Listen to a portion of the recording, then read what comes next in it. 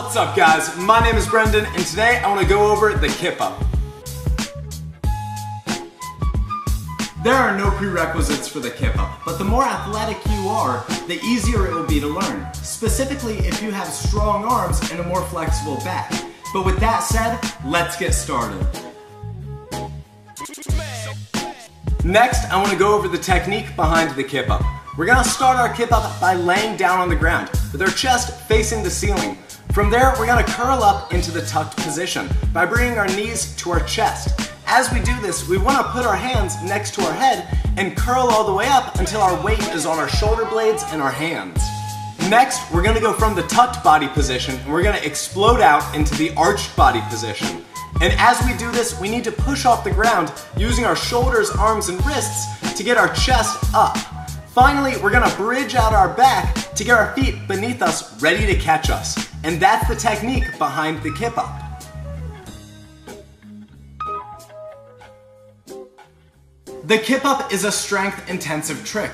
The more athletic you are, the easier it will be to perform. So here are 3 drills that will help you develop that athleticism to make the Kip Up a lot easier and feel a lot more natural.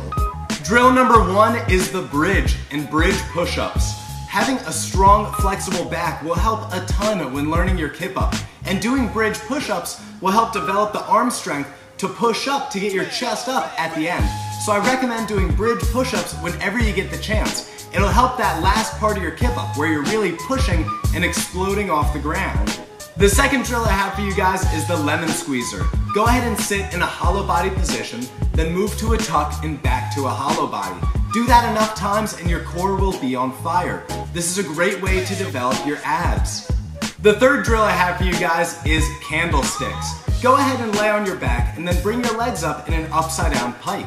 Then extend at the hips, shooting your feet up towards the ceiling. Do this enough times and you will have a nice, strong lower back. This is a great drill for landing or perfecting your Kip Up. So I recommend you do a ton of candlesticks. Next guys, I want to show you 5 Kip Up variations to hopefully inspire you to be a little bit more creative. Once you learn that base technique I was talking about earlier, make some changes and create a Kip Up variation. Here are my 5 favorite. Variation number 1 is hands-free Kip Up. So do a regular Kip Up, just don't use your hands.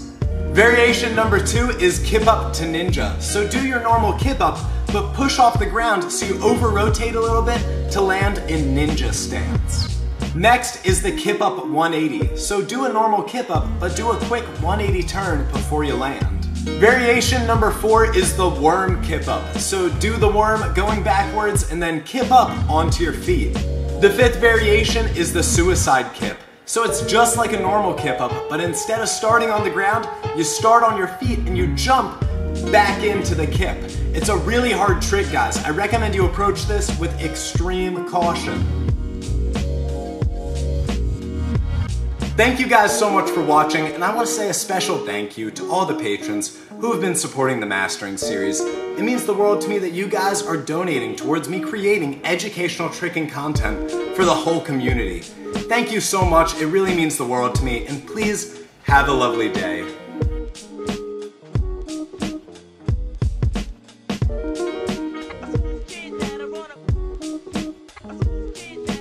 Check it.